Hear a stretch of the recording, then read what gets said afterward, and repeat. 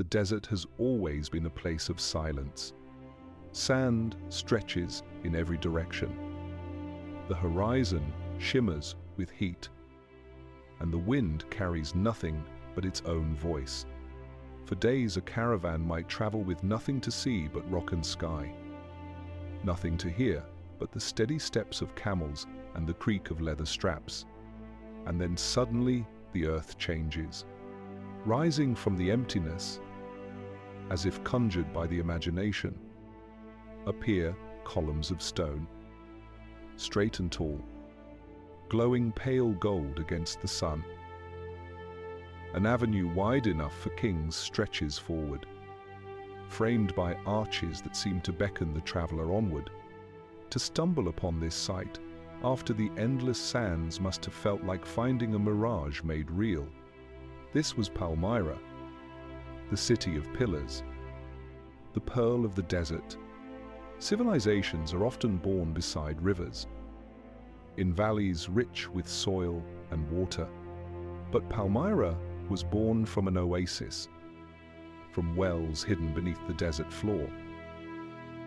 It should have remained small, a cluster of houses around a spring, and yet, by patience and by fortune, it grew into one of the most remarkable cities of the ancient world. Palmyra was not only a home for its own people, it was a meeting place of nations. From the west came merchants of Rome, bringing glassware, wine, and silver coins stamped with the profile of emperors. From the east came caravans of Persia and beyond, their camels heavy with silk, spices, ivory, and gems.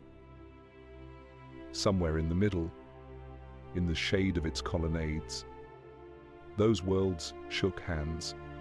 Languages mixed, religions blended, and cultures that might never have touched met here in the desert. To walk in Palmyra was to hear the hum of humanity at its most diverse. A Greek sculptor carving stone beside a Syrian mason, an Arab trader haggling with a Roman official, priests in white robes tending to temples that honored gods with names both familiar and strange: Baal-Shamin, and later, echoes of Jupiter and Athena. The city was not one thing, but many things woven together. And yet, despite all its wealth and grandeur, Palmyra kept the dignity of stillness. Its colonnaded streets did not roar with the noise of empire. They whispered with the steps of pilgrims and the sighs of merchants resting after a journey. At dusk, when the sun sank behind the desert hills, the columns glowed as if lit from within, and the city seemed less a fortress of men than a vision of eternity. History tells us that Palmyra would rise to astonishing heights. A queen named Zenobia would one day challenge Rome itself, daring to dream of an Eastern empire that might rival the Caesars. Armies would march, victories would be won, and the desert would carry the thunder of war. But that is not how the story begins. The story begins more quietly, with water drawn from a well, with merchants pitching their tents beside a spring, with families building homes of mud, brick, and wood. Step by step, stone by stone, the oasis became a city, and the city became a wonder. Palmyra is proof that civilization does not always bloom where the earth is generous. Sometimes it blooms where the earth offers almost nothing. It is proof that even in silence, humanity can carve music, that even in emptiness, we can imagine abundance. Today, its ruins still stand, broken yet unbowed. The columns rise into the desert sky, their capitals chipped by time, their shadows stretching long in the evening sun. To see them is to feel both sadness and serenity, a reminder that beauty can endure even after kingdoms fall. And so, as we begin this journey into the history of Palmyra, let us walk slowly. As one might walk through the desert itself, let us see the city not only as stone and ruin, but as memory, for the columns of Palmyra are not silent.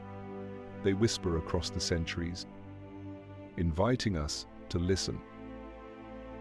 Long before Palmyra became a name carved into stone, it was simply a pause in the desert. Travelers moved west from the valleys of the Euphrates, or east from the ports of the Mediterranean, and somewhere between exhaustion and hope, they found water. A cluster of palms grew there, their leaves whispering in the wind. Beneath their shade, wells tapped the hidden veins of the earth, and from that miracle of survival, life began. The first settlers were not kings or generals. They were herdsmen, moving with their flocks, pausing where grass and water allowed. They tethered their animals, built low shelters of mud and reed, and watched the seasons with patient eyes. Around the wells, they planted small gardens, barley, dates, figs, and slowly, the habits of permanence replaced the rhythm of wandering. To live in the desert was always to live on the edge. The sun was harsh, the nights bitter, the horizon empty. Yet within that harshness there was beauty, the blaze of stars unbroken by clouds, the silence that carried farther than words, the sense that each dawn was a gift to be preserved. Civilization, in such a place, was not an empire raised in defiance of nature. It was a truce with nature, a careful bargain between survival and hope. The people of this oasis did not imagine themselves founders of a great city.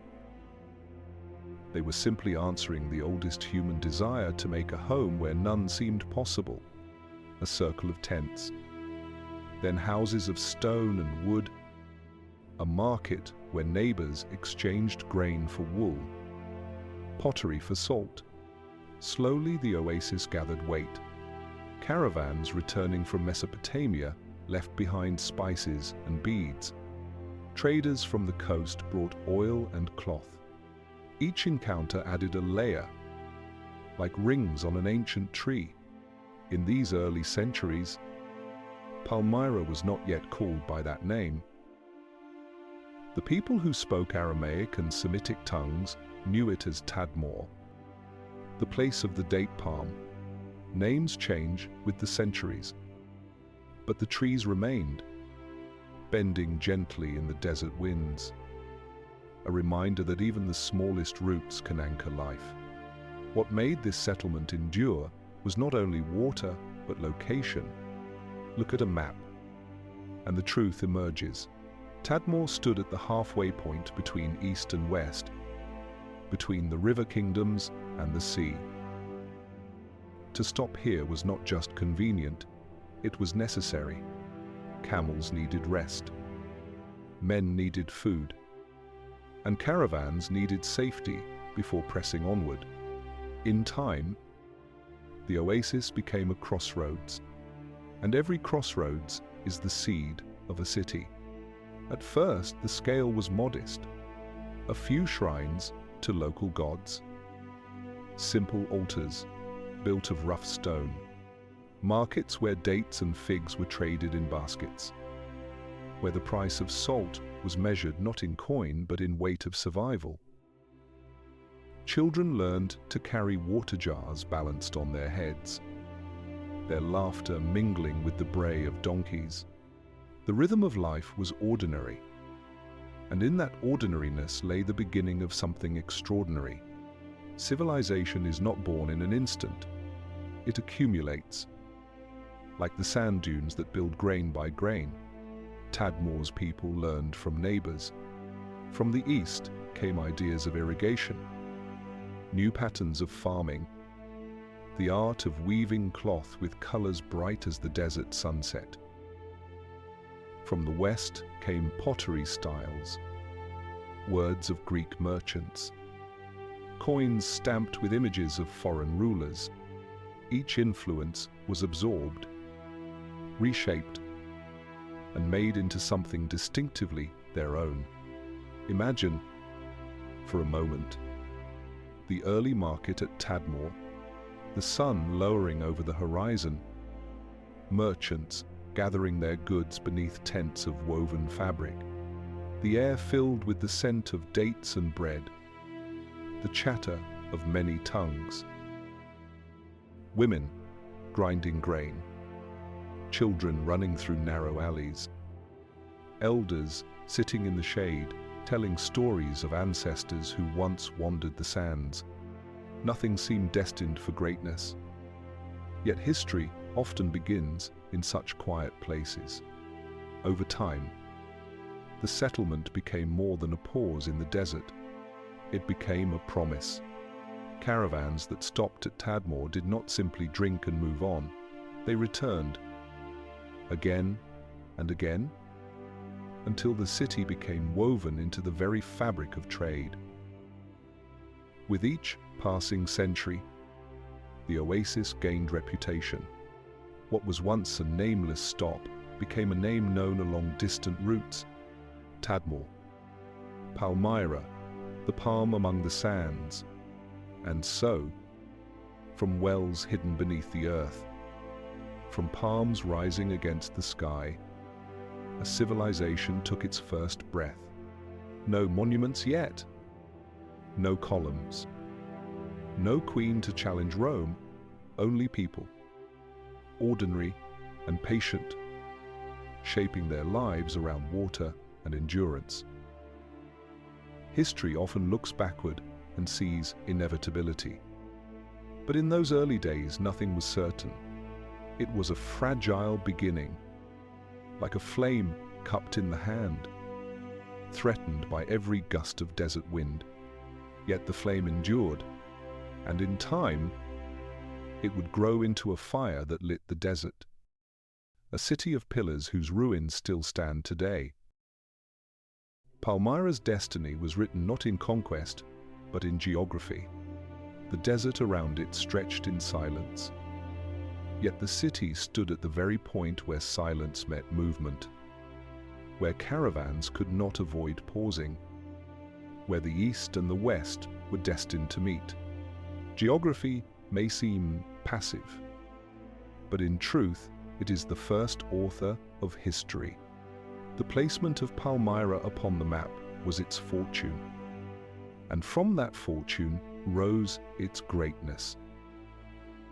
From the east came the caravans of Persia, Babylon, and even lands farther still. Camels carried spices from India, silk from China, ivory from Africa, and precious stones from distant mountains. Their bells rang faintly in the desert wind, and their shadows stretched long upon the sand. From the west came Roman merchants, bringing glassware that caught the light like frozen water, wine pressed from the vineyards of Italy, and olive oil sealed in amphorae that smelled of the Mediterranean sun. To meet at Palmyra was to join two halves of the known world, to make the desert itself into a marketplace of continents.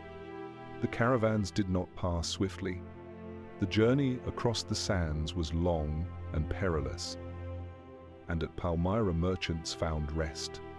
They watered their camels, mended their gear, and unrolled their goods in the shade of colonnades. For days, even weeks, the city became a tapestry of tongues. One could hear Aramaic and Greek, Latin and Persian, even the faraway sounds of Indian dialects. To a traveler, it must have felt as though all nations were represented, that the desert had gathered the voices of the earth into a single choir. Trade brought more than wealth, it brought ideas. A Roman coin stamped with the emperor's face was more than currency. It was a message of power. A scroll carried eastward might contain not only words of commerce, but also fragments of philosophy, tales of heroes, or hymns to foreign gods. In return, Palmyra absorbed and reflected. Its temples bore the names of Semitic deities, yet their columns rose in Greek fashion. Their courtyards arranged with Roman symmetry, and their altars scented with perfumes from Arabia. Palmyra was not conquered by these influences, it embraced them, turning difference into harmony. Imagine the grand avenue of Palmyra during its days of prosperity. The sun would set low upon the desert, casting long shadows between the colonnades. Merchants would spread their carpets, laden with bolts of silk dyed in purple and blue. Traders from Tyre and Sidon would open jars of glass beads, shimmering like drops of the sea. A camel driver from the east might exchange ivory for silver coins, while a Roman official inspected the scales to ensure fairness. The air would be filled with the mingled scents of frankincense, myrrh, leather, and wine. To walk among them was to walk through the very arteries of civilization. But Palmyra's role as crossroads carried responsibility. The city was not merely a market, it became a mediator of worlds. It collected taxes to guard the caravans, built watchtowers to keep raiders at bay, and trained its own soldiers to patrol the trade routes. Without such protection, the fragile thread of commerce might have snapped, and the oasis returned to silence. Palmyra's leaders understood that their prosperity depended not only on buying and selling, but on preserving the fragile peace that made such exchange possible. This balance gave Palmyra a unique spirit. It was neither entirely Roman nor fully Persian, neither Greek nor wholly Semitic. It was all of these at once, and more. The city became a mirror of humanity's diversity, showing how cultures could blend without losing their essence. The inscriptions on its stones were written in multiple languages. The garments of its people combined Eastern fabrics with Western designs. Its architecture blended arches of Rome with motifs born of the desert. Palmyra was not a frontier, it was a bridge. To live in such a city must have felt like living in the center of the world. A young child might watch caravans arrive, wide-eyed at the sight of elephants from the east or exotic birds carried in wicker cages. A craftsman might carve ivory brought from Africa into delicate combs. A priest might offer incense before a god whose name came from another land, yet who seemed at home in Palmyra's sanctuary. Each life, however small, was part of a greater mosaic, one whose beauty lay in its variety. History often celebrates empires, but it is places like Palmyra that make empires possible. Without the exchange of goods and ideas, without the steady flow of wealth across deserts and seas, even the mightiest throne is precarious. Palmyra was the quiet engine behind distant capitals. Rome feasted on Eastern luxuries because Palmyra made them possible. Persia clothed itself in Mediterranean finery because Palmyra opened the way. The city was never the largest, nor the strongest, but it was indispensable, and so the oasis. Once, no more than a cluster of palms, became a hub of the world. Its very name began to travel farther than its caravans. Poets spoke of it. Generals sought to claim it, and merchants counted their fortunes by the measure of its markets. Palmyra was proof that geography could be destiny. that even the silence of the desert could be transformed into the murmur of civilization. At night, when the markets closed and the colonnades lay in shadow, the city did not lose its majesty. Torches glowed along the avenue, their light flickering against stone columns. Merchants rested upon carpets, telling stories of distant journeys. Children fell asleep to the sound of camels groaning in their stalls. The desert, so harsh and empty, seemed to cradle the city as a mother cradles a child. And in that stillness, Palmyra whispered its secret that humanity can build not only with stone and wealth, but with connection across distance, across language, across time. Thus, Palmyra earned its title as the crossroads of the world. It did not roar like Rome, nor command like Persia, nor conquer like Greece. Instead, it welcomed, and in welcoming, it found its greatness. If trade was Palmyra's lifeblood, stone was its memory. What began as an oasis of palms and wells grew into a city of pillars that seemed to defy the desert. To walk its streets in the age of glory was to feel that the earth itself had chosen to rise and take form, shaping stone into lines that stretched toward eternity. The heart of this vision was the grand colonnade, nearly a kilometer long, flanked by hundreds of towering columns. Their bases were firm upon the sand, their shafts tall and slender, their capitals carved with delicate patterns. At sunrise, the light gilded them with a soft glow, and at dusk, they blushed with the colors of fire and rose. To travelers weary of endless dunes, this avenue must have felt like stepping into a dream of order, of beauty, of permanence. The colonnade was not only a spectacle, it was a stage. Beneath its shade, merchants spread their wares, silk shimmering like water, glassware catching the sun, spices whose scents lingered in the air long after the traders had gone. Priests led processions to the temples at either end, their chants echoing between the stone walls. Citizens strolled in the cool of evening, their footsteps mingling with the distant cries of camels and the laughter of children. Life unfolded as a kind of theater, and the city itself was the actor. The temples of Palmyra carried the same blend of worlds. The Temple of Bel stood proud, its massive walls enclosing a courtyard wide enough to hold 1,000 worshippers. Here, the gods of the desert were honored, yet their shrines bore the marks of Greece and Rome. Columns rose in Hellenistic form, while inscriptions spoke in Aramaic and Latin. To enter the temple was to step into a harmony of civilizations, as if the gods themselves had agreed to meet in Palmyra. Nearby rose the temple of Baal-Shamin, dedicated to the Lord of the Heavens. Its carvings depicted eagles in flight, vines curling with life, and patterns that seemed to carry the rhythm of both east and west. Standing within its walls, a pilgrim might feel that the desert sky itself had been invited to descend and dwell among men. Palmyra's architects understood more than technique.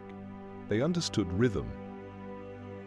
The colonnades were aligned with the path of the sun, so that light played upon the stones in harmony with the seasons. Plazas were arranged to draw the eye from one sacred site to another, as if guiding each visitor upon a silent journey. Even the smallest details, the curve of an arch, the spacing of steps, were chosen not only for strength, but for grace. Civilization, in such hands, became not only survival, but art. To imagine Palmyra at its height is to imagine sound as much as sight. The calls of merchants mixing with prayers, the ring of chisel on stone, the rustle of fabrics unfurled for sale. And yet, above it all, there was silence, a desert silence that no human activity could fully erase. The columns seemed to listen, to stand as witnesses, their endurance promising that the noise of the day would fade, but the city itself would remain. Travelers compared Palmyra to the greatest cities of the world, yet in truth it was unlike any other. Rome was power, Athens was philosophy, Alexandria was knowledge, Palmyra was balance, a place where opposites met and stood in harmony. Its columns did not dominate the desert, they conversed with it. Rising like palms carved of stone, its temples did not demand submission, they invited reflection, offering a sanctuary where many traditions could dwell together. To walk those streets in the evening must have felt like walking within a poem. Shadows stretched across the colonnade, torches flickered, and the air cooled with the coming of night. Families gathered upon steps, sharing bread and stories. Travelers paused, grateful not only for safety, but for beauty. The city gave more than shelter, it gave meaning, reminding all who passed that even in the harshest lands, mankind could carve eternity from silence. Civilizations are often judged by their ruins. The greatness of Palmyra lies in the fact that its ruins still speak. The columns, though broken, still line the avenue. The temples, though scarred, still rise with dignity. Even in ruin they whisper of the days when the desert blossomed with stone, when merchants and priests, artisans and pilgrims walked together beneath arches that touched the sky. To close one's eyes and picture Palmyra is to see not only architecture, but a philosophy that beauty is itself a form of endurance. The desert, vast and merciless, could have swallowed every trace of man. But Palmyra's people left behind these pillars, and in so doing, they left behind a message that civilization is more than power, more than wealth. It is the shaping of stone and space into harmony, a harmony that can outlast empires. Thus, the city of columns became not only a marvel of its age, but a symbol for all ages. And even now, when the wind carries sand across the ruins, the vision remains.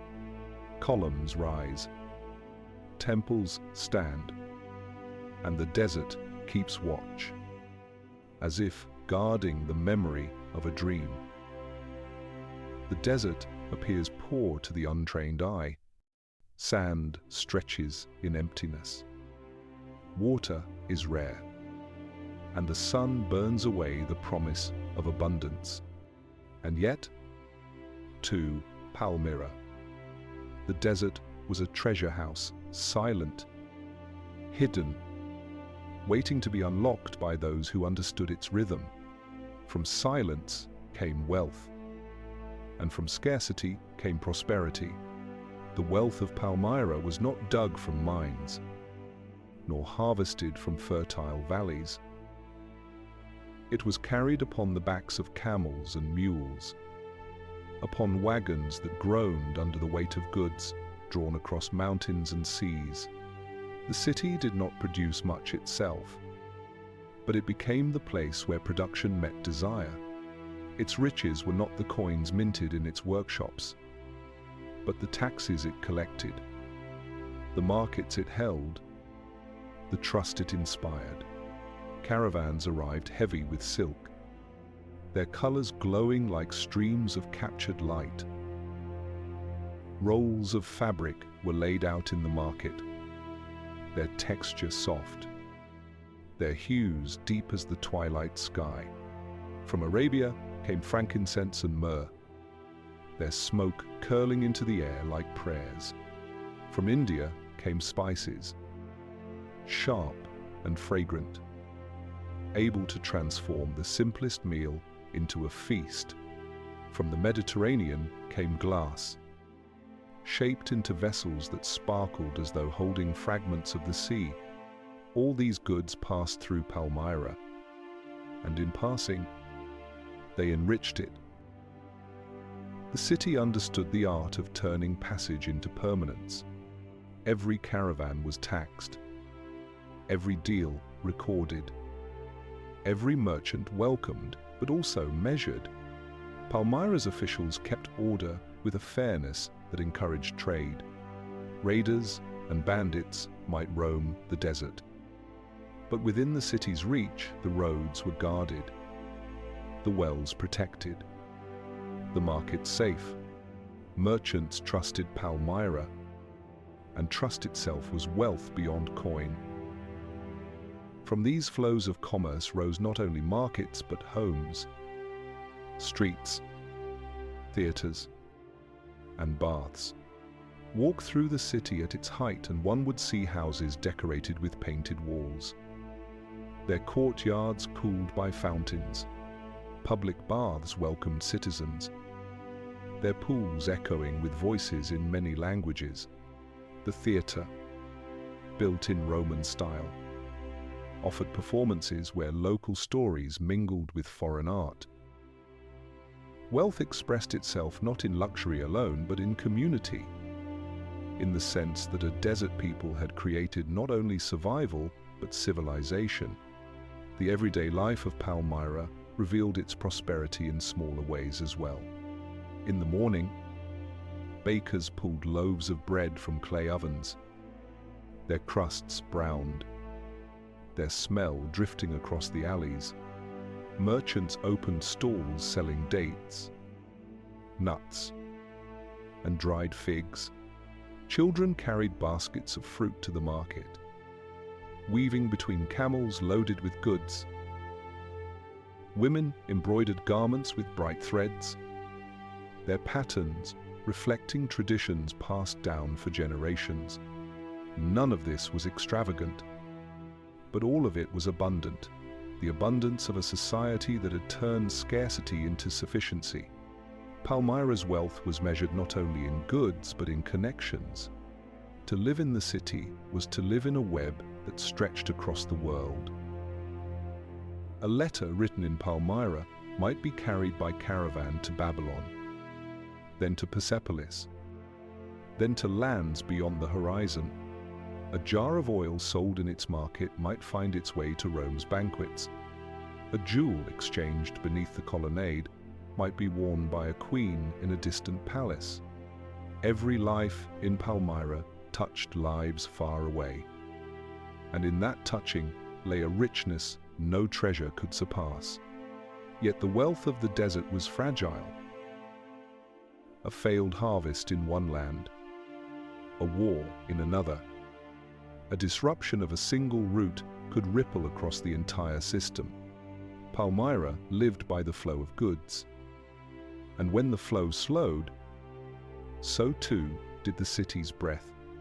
Its people knew this, and so they guarded their prosperity with vigilance, building alliances, watching the horizon for danger, balancing carefully between empires greater than themselves.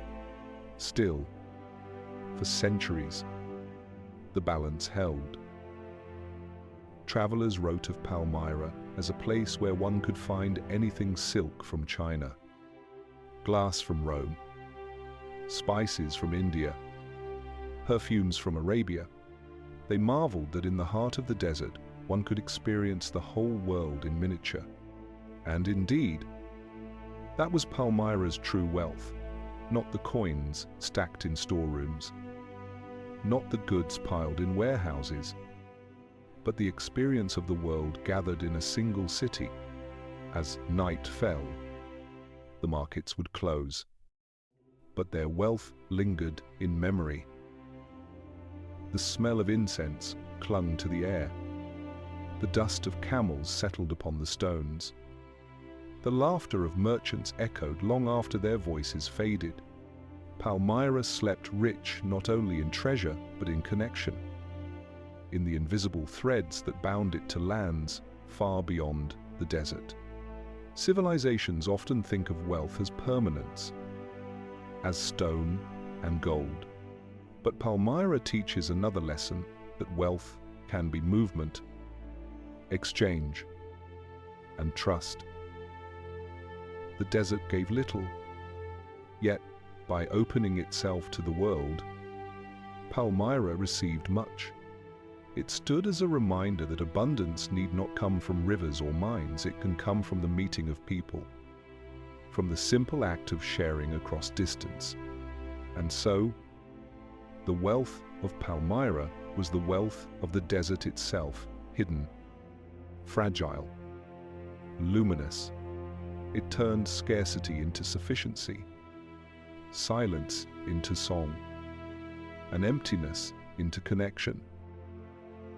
And even now, when we walk among its ruins, the imagination can still hear the murmur of markets, the clink of coins, the voices of merchants from faraway lands.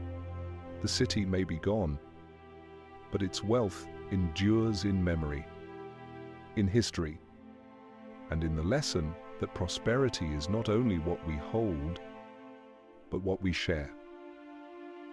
Every civilization has its moment of dream, when it looks beyond survival and imagines destiny. For Palmyra, that dream took the form of a woman, Zenobia, the queen who dared to challenge an empire. Zenobia did not appear suddenly, though her legend makes it seem so. She was born into a family of status, educated in the ways of both East and West. She spoke several languages. They say Aramaic, Greek, Latin, perhaps even Egyptian. She studied history and philosophy, admired Cleopatra, and listened to the tales of Alexander. She was not only a woman of beauty, though poets praised her grace, she was a woman of mind, and in her mind lay ambition as vast as the desert. Her rise came through tragedy. Her husband, Odaenathus, had ruled Palmyra with loyalty to Rome, keeping peace on the empire's eastern frontier. But in the turbulence of the 3rd century, loyalty was fragile, and Odaenathus was assassinated, leaving Zenobia a widow with a young son. Lesser rulers might have faded into caution, but Zenobia chose strength. She took the reins of power in her son's name, and soon in her own, transforming Palmyra from a crossroads into a throne. Imagine her court, alive with languages and colors.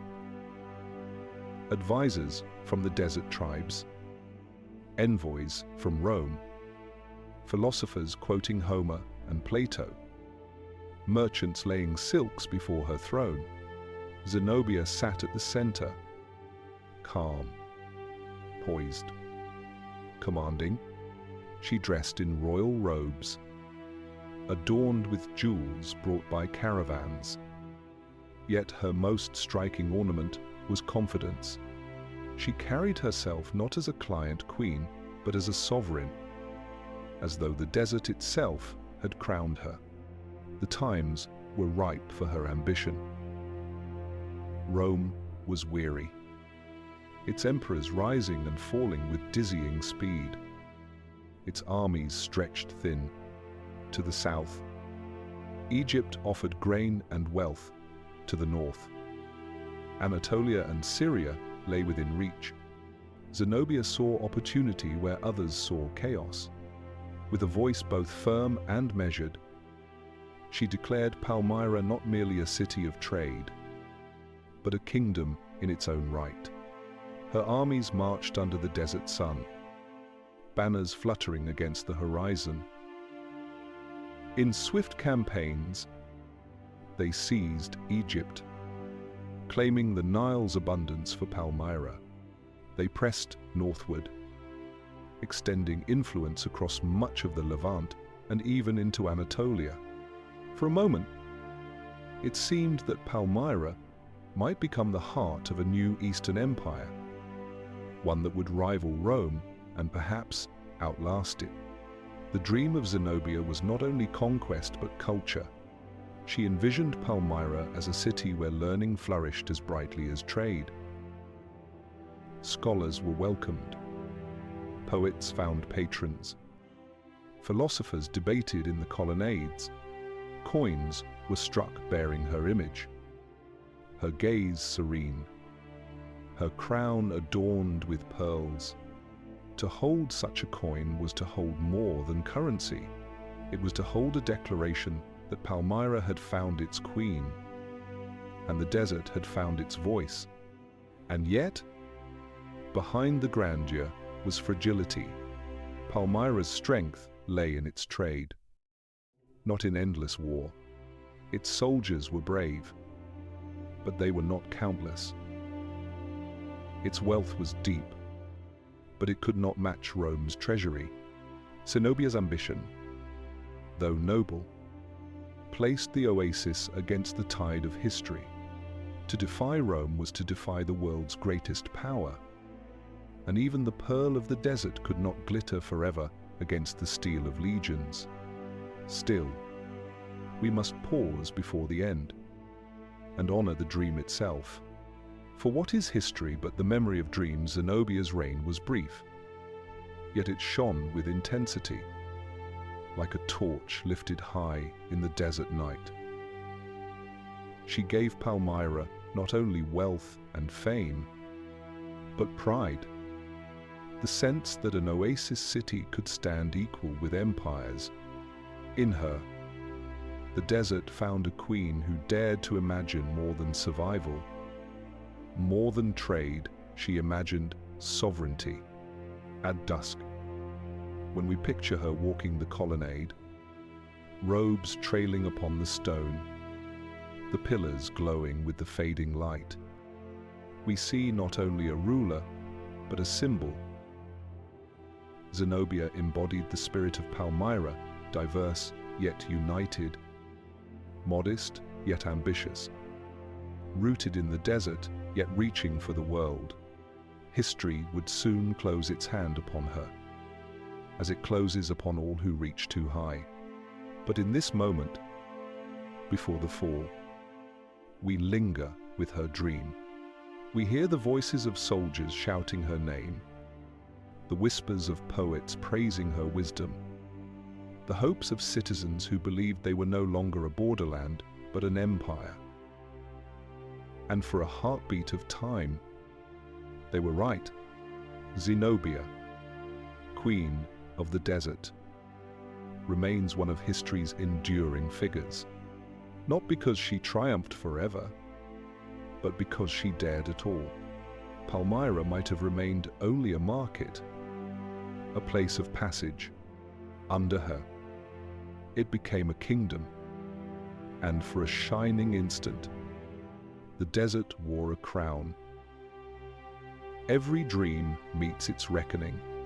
For Palmyra, that reckoning came in the form of Rome, vast and unyielding, a power that could be resisted for a moment but not forever. The story of Zenobia's rise cannot be told without its echo, the story of her confrontation with the empire that ruled the Mediterranean. Rome in the 3rd century was a giant in distress. Emperors rose and fell in quick succession. Soldiers proclaimed their generals rulers one day and abandoned them the next. Plagues thinned populations. Enemies pressed on distant frontiers, and rebellion stirred in the provinces. To many, it seemed the empire might crumble. Zenobia saw in that weakness a chance to lift Palmyra into the circle of great powers. But Rome, though weary, was not yet broken. The clash began not with battle but with defiance. Zenobia declared herself ruler not only of Palmyra but of Egypt and much of Syria, lands long counted as Roman possessions. Coins minted in her name bore the title Augusta, a word that implied equality with the Caesars. To carve her image upon silver was to carve her challenge into history. Rome could not ignore it. The Emperor Aurelian was the man chosen by fate to answer her. Stern, disciplined, a soldier by training, Aurelian believed in the empire as a sacred order. He had no patience for rebellion, no tolerance for rivals. To him, Palmyra was not a partner but a province, and Zenobia was not a queen but a subject who had forgotten her place. The desert had crowned itself, and he meant to strip that crown away. His legions marched eastward, their standards bright against the sky, their shields glinting like a field of metal in the sun. They crossed mountains and rivers, pressing toward the heart of Zenobia's realm. To meet them, Palmyra gathered its forces, desert cavalry swift as the wind, archers skilled in striking from afar, soldiers loyal to their queen. Imagine the desert then, no longer silent. The earth trembled with the tread of armies, dust rose in clouds, banners whipped in the wind. The cries of soldiers echoed across the sands. Yet beneath the noise lay an ancient truth. Palmyra's strength was courage, but Rome's strength was endurance. The oasis could blaze brightly, but Rome could grind steadily, pressing forward until resistance bent. The battles came in succession. Palmyra's horsemen struck with fury, scattering Roman lines, only to find the legions reform. Steady and unbroken, arrows darkened the sky. Yet the shields of Rome overlapped like scales, deflecting the storm. Step by step, the desert forces yielded, not for lack of bravery, but for lack of numbers. Rome had fought for centuries. Palmyra had only just begun. At last, the armies met near the Euphrates, where the river carried its slow waters through a thirsty land.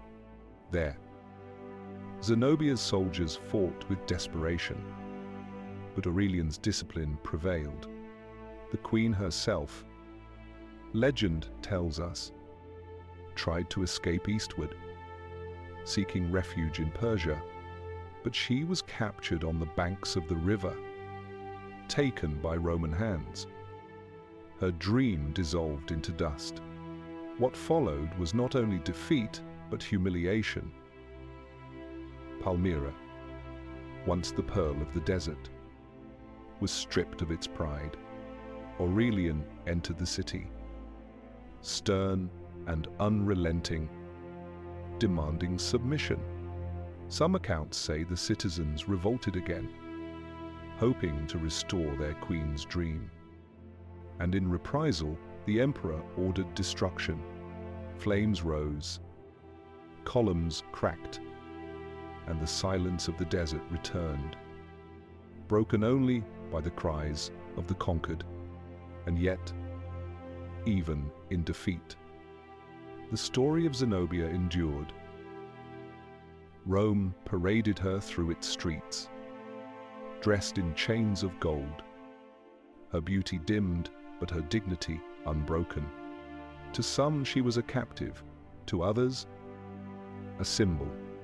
The empire could conquer her body, but her legend it could not cage. Palmyra's queen became more than history, she became myth. The woman who dared to dream against the greatest power of her age. For Palmyra, the clash with Rome was both an end and a beginning.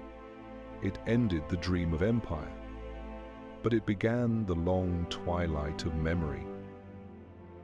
The city would survive, but never again as the equal of Rome.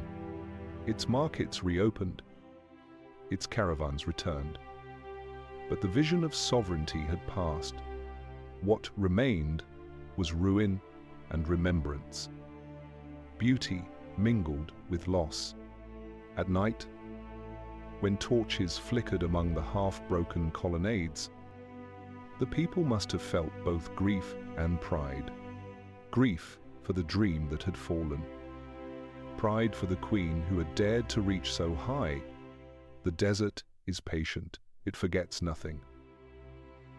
The sand covered the ashes, but the memory remained, whispered by the wind through the columns. Civilizations rise, and civilizations fall. Yet even in falling, they leave behind echoes that cannot be silenced. The clash of Palmyra with Rome was not a defeat alone, it was a testament. It showed that even a city born of an oasis, fragile as a flame cupped against the wind, could challenge the mightiest empire in the world. And though the flame was quenched, its light still glows in history. Thus ended Palmyra's dream of empire.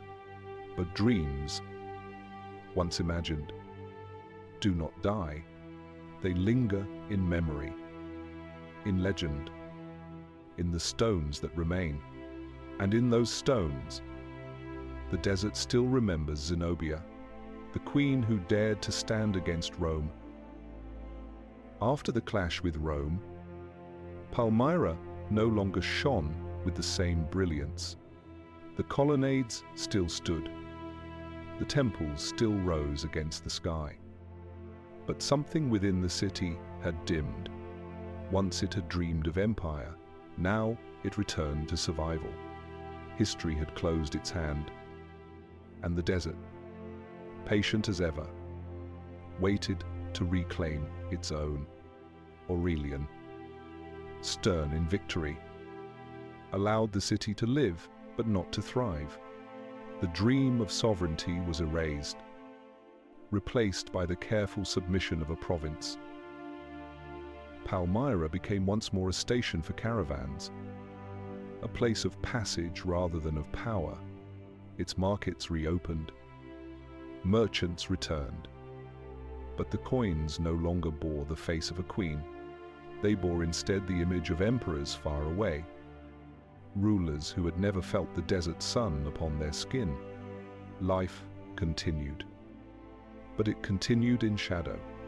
The theatre still echoed with performances, but the audiences were smaller, quieter. The baths were still filled with water, but fewer citizens came to rest in their warmth.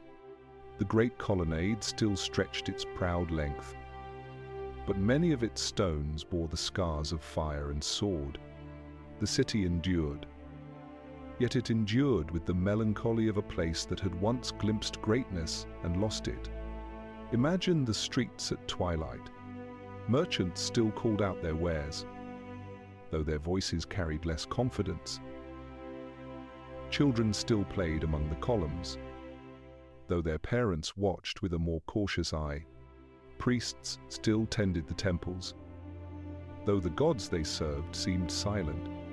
Palmyra had not vanished, but it had become a shadow of itself, a reflection of what once had been. The desert pressed closer, without the same wealth to maintain its defenses. The city became more vulnerable to raids and incursions. Rome's protection was uncertain, for the empire itself was strained. Its strength needed elsewhere. Palmyra's people lived between endurance and fear, wondering whether the next generation would inherit prosperity or only ruins.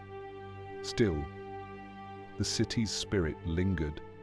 Traders continued to bring goods from east and west, for Palmyra's location could not be erased by politics. A caravan driver, pausing at the wells, might still marvel at the colonnades glowing in the moonlight. A traveler from Rome might still write home of the strange beauty of this desert city. where cultures blended like colors in the sky at sunset. The city was diminished, but not forgotten, over time. However, decline deepened. The grand avenues required constant care. But wealth no longer flowed as before. Columns cracked and went unrepaired. Roofs collapsed and were not rebuilt. Temples stood, but their offerings grew fewer. Their incense smoke thinner. Palmyra began to wear the marks of time, its stones whispering not of triumph, but of endurance.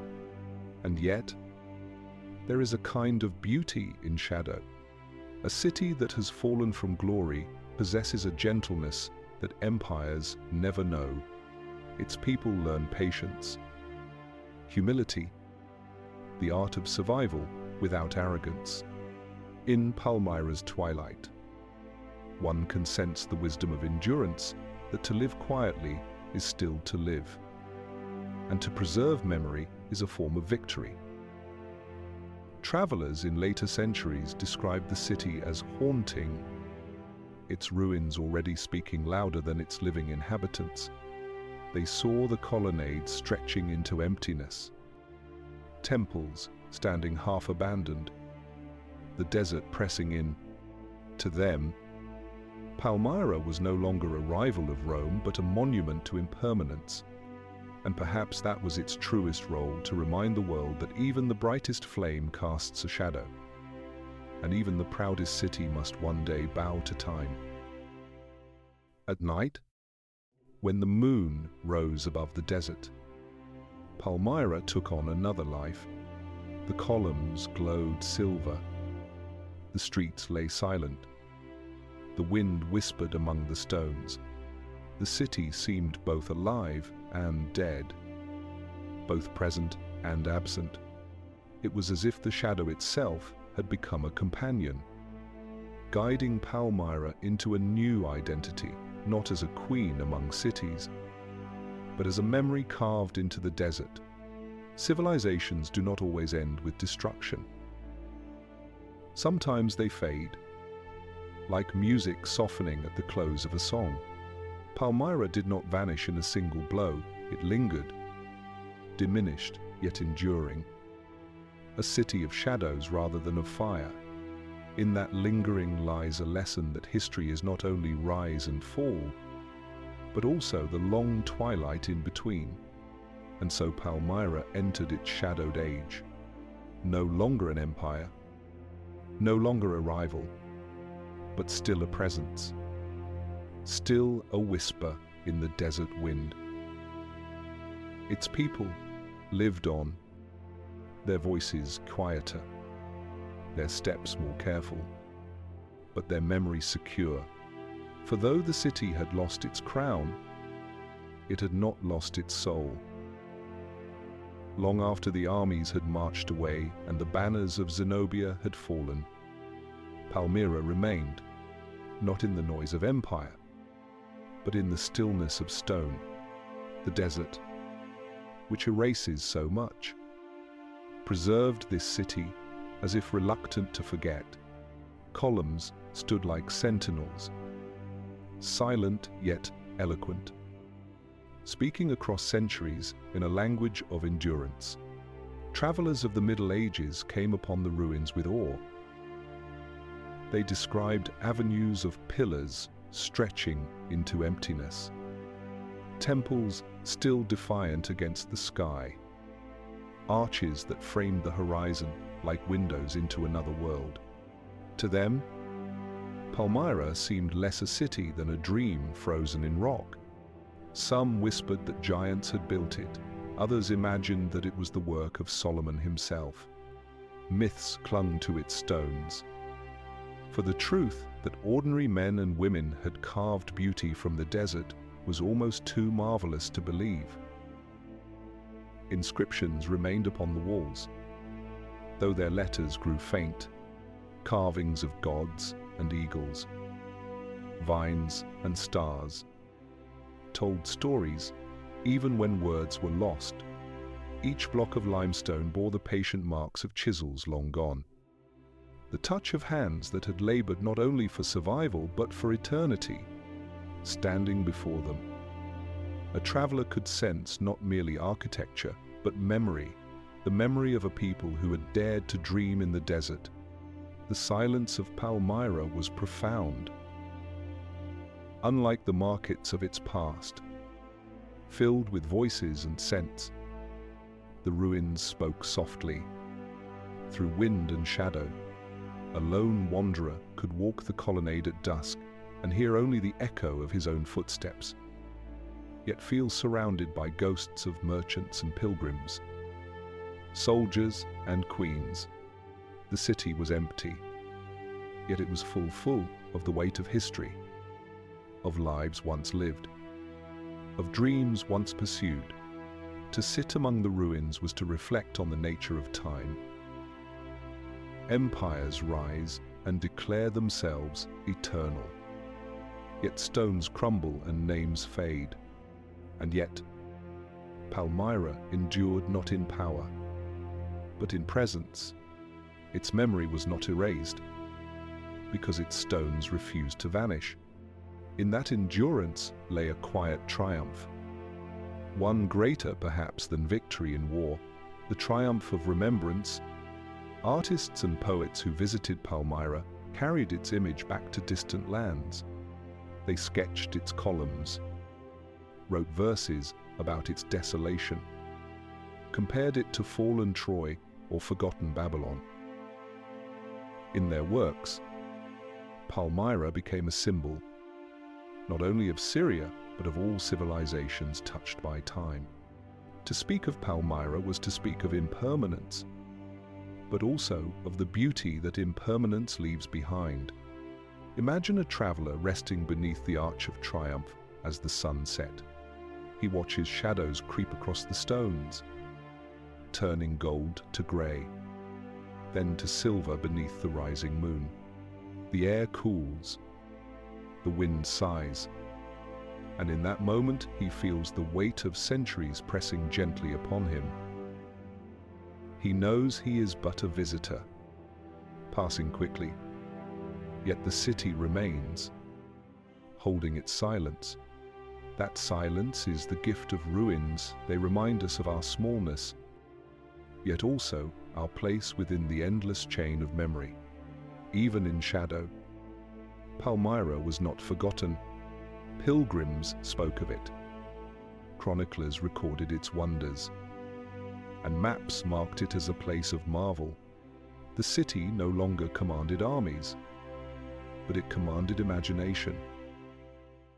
Its stones became storytellers, each column a page, each arch a line of poetry. To walk among them was to read not words but whispers, the whispers of a civilization that refused to be silenced. Civilization is often measured by what it builds, but perhaps it is better measured by what remains when it falls. Palmyra teaches us that memory itself can be carved in stone, that beauty can outlast power.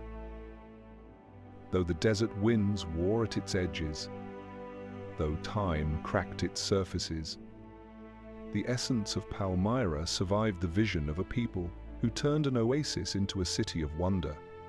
At night, when the stars spread across the desert sky, the ruins seemed almost alive. Columns glowed pale in the moonlight. Arches cast shadows like guardians, and the silence deepened into something sacred. In that silence, one could almost hear the heartbeat of history slow, steady, eternal. Palmyra had lost its crown, but it had gained something else, a kind of immortality, not in conquest, but in memory. Thus, Palmyra entered its second life, no longer as a living empire, but as a monument of remembrance. And perhaps this life was greater than the first, for while kingdoms rise and fall, memory endures, carried not only by stone but by the minds of all who pause to listen. Palmyra, the pearl of the desert, had become Palmyra, the poem of the desert, a memory written not on parchment, but in stone. Centuries passed, and the sands of Syria continued their patient watch. Empires rose elsewhere, Byzantium in the west, the caliphates of Islam, the Ottomans who ruled for centuries, and Palmyra became a quiet place, half remembered, half forgotten. The desert covered much, but not everything. The stones remained, waiting for eyes that would look upon them again. In the 19th century, those eyes arrived. European travelers and archaeologists, driven by curiosity and the romance of the ancient world, made their way to the heart of Syria. What they found stunned them. Columns rising from the dust, arches framing the horizon, temples half broken yet still magnificent. They described Palmyra in letters and books, sketched its ruins by hand, and later photographed its avenues. To the imagination of the West, Palmyra became a revelation, proof that the desert still concealed wonders. Artists painted its colonnades in glowing sunset tones. Writers compared it to fallen Troy, to the glories of Greece and Rome. Poets wove its name into verses, sometimes exaggerating its grandeur, sometimes capturing the quiet dignity of its ruins. Palmyra was reborn, not as a city of trade or empire, but as an icon of memory, a reminder of how civilizations can vanish yet remain beautiful. Archaeologists began their careful work, dusting away centuries of sand, piecing together fragments of stone. They measured the colonnades, restored broken capitals, translated inscriptions. Each discovery told a new chapter: the lives of merchants, the prayers of priests, the ambitions of rulers. The ruins spoke again, not in whispers only, but in the language of scholarship. Palmyra entered museums and histories, its memory carried into classrooms and libraries far from the desert. And yet, for all this, the city was never only a relic of the past. For the people of Syria, Palmyra remained part of their heritage, a jewel in the heart of the desert. Families visited the ruins. Children played among the stones. Local guides told stories that blended history with legend. The city was both an archaeological site and a living memory, belonging not only to scholars but to those who called the land home. In 1980, Palmyra was recognized by UNESCO as a World Heritage Site, its significance affirmed for all humanity. It was celebrated as a meeting place of cultures, a bridge between East and West, a masterpiece of architecture and endurance.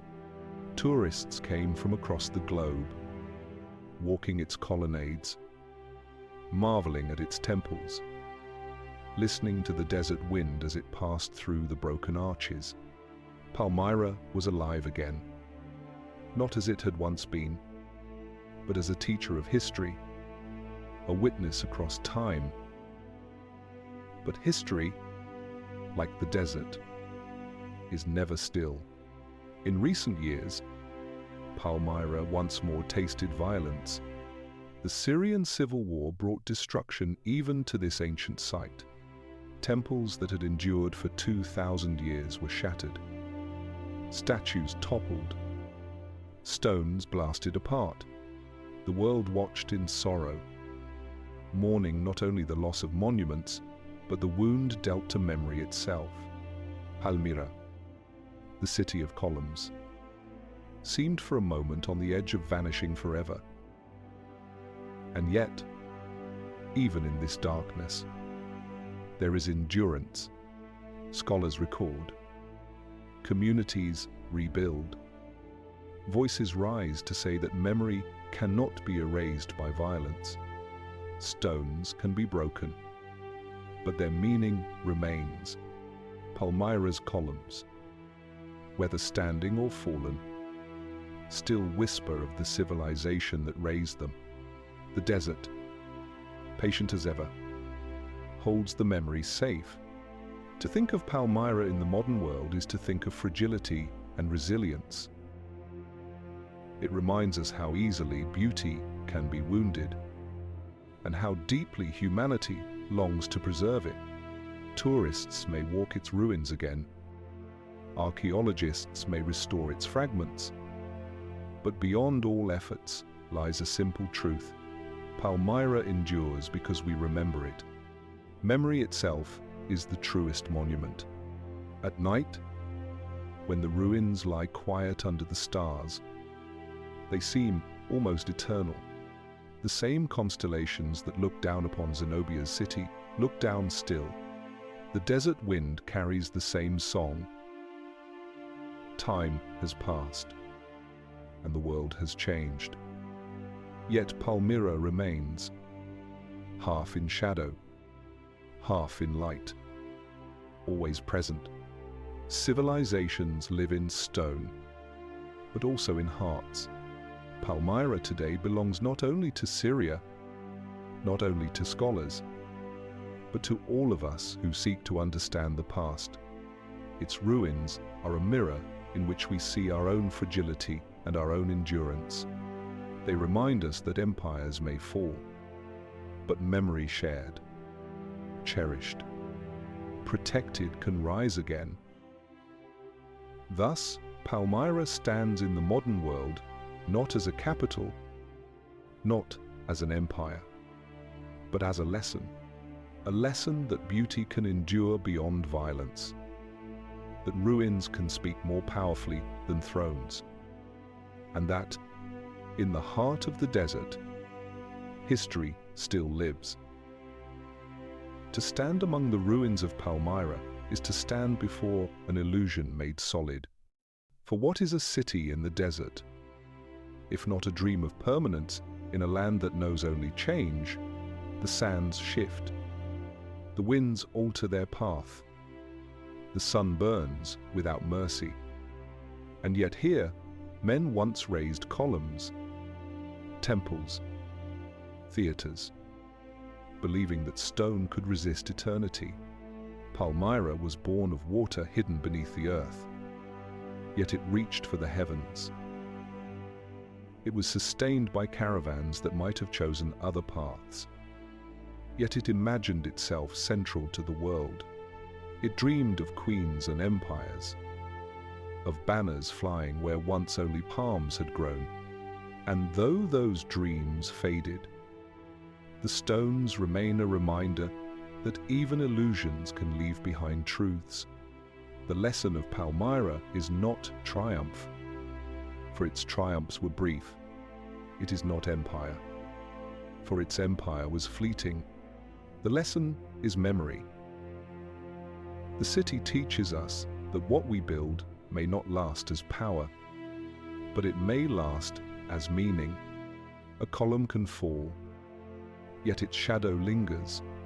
A temple can be broken, yet its image endures in the minds of those who gaze upon it. Palmyra whispers that even when our ambitions fail, our striving is not in vain, for it leaves behind beauty. Civilizations often believe themselves immortal. Rome thought its empire eternal.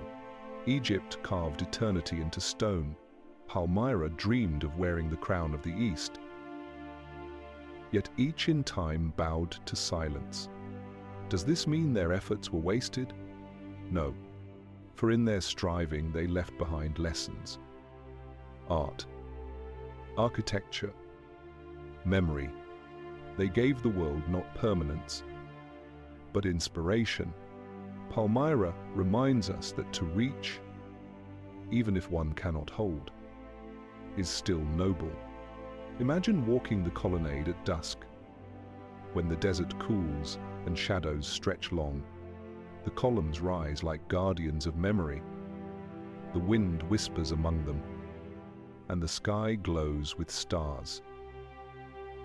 You feel the fragility of all things, your own life, the city's life, even the life of empires. Yet you also feel continuity, the thread of human hope that binds us across centuries. The stones under your feet are worn, but they still carry the echo of footsteps that came before. In that echo lies connection, and in connection lies meaning. The illusion of Palmyra was that it could be eternal in power. The truth of Palmyra is that it became eternal in memory. Its empire lasted only a moment. Its ruins have lasted millennia. Which is greater? Which endures more deeply? Perhaps the broken column, whispering in the desert, is more powerful than the column that stands unbroken in the pride of empire. In our modern world, Palmyra speaks to us with renewed urgency. We too build cities, towers, monuments, believing they will last. We too imagine that our networks, our technologies, our empires of commerce and culture will endure without end. Yet Palmyra reminds us that all is fragile. Trade routes collapse, powers shift, monuments fall. What endures is not control, but memory, not possession, but beauty, not conquest, but meaning. And so the lesson of Palmyra is a gentle one. Do not believe that you can escape time, but do not despair when time overtakes you. Build not only for dominance, but for remembrance. Shape your stones with beauty. Live your days with dignity, so that when your empire falls, something of you will remain. A song, a story, a column in the desert, something that whispers to the future that you, too, dreamed. As the night deepens over the Syrian desert, Palmyra lies quiet. The columns glow pale in the moonlight. The arches frame the stars. The temples stand in shadow. No voices echo now, save for the wind. Yet, in that silence, the city is alive, for it carries within itself the memory of all who walked there. Merchants, priests, soldiers, queens, all are gone. Yet their footsteps linger, their dreams endure. Palmyra is an illusion, but it is an illusion that outlived reality. Thus ends the story of the City of Pillars. It is not the story of power, though power played its part. It is not the story of empire, though empire brushed against it. It is the story of memory, of beauty, of the endurance of illusion. Palmyra teaches us that even in the heart of the desert, where everything seems fragile, humanity can carve meaning into stone. And though the desert may reclaim much, it cannot reclaim memory. And so the columns stand, silent, patient, eternal in their fragility. They whisper still, to all who listen, build, dream, endure. For even illusions, if shaped with beauty, may outlast the empires of the world. The desert remembers. It remembers the footsteps of caravans, the voices of merchants, the prayers of priests, the ambitions of queens. It remembers Palmyra, the pearl of the sands, not in its power, but in its silence. Columns rise against the sky, broken yet unbowed. their shadows long upon the earth. To walk among them is to walk not only through ruins, but through memory itself. Palmyra teaches us that civilization is fragile, yet also resilient. Empires fall, but beauty remains. Dreams fade, but memory endures. In its stones we hear the story of humanity's endless striving, the hope to carve permanence in a world of change, the desire to build meaning in the face of time. And perhaps that is the truest victory, not to conquer the world, but to leave behind something that whispers still. As the stars spread across the desert sky, the ruins lie in shadow, waiting for the dawn. They do not mourn their fallen empire, they simply endure, patient and timeless. And in their endurance, they invite us to reflect on our own lives, what we build, what we cherish, what we leave for those who come after. So let us carry Palmyra with us, not only as history, but as lesson. Let its columns remind us of endurance. Let its silence remind us of humility. Let its memory remind us of the beauty that survives. And if this journey through Palmyra has touched you, if the whisper of its stones has reached across the centuries into your heart, then stay with us. There are more civilizations, more stories, more voices waiting to be heard in the quiet of night. Subscribe to the channel so you do not miss the next journey through time. Together, we will walk among ruins, listen to forgotten voices, and let history guide us gently into rest. The desert wind carries its song, the columns of Palmyra stand still, and the story flows onward.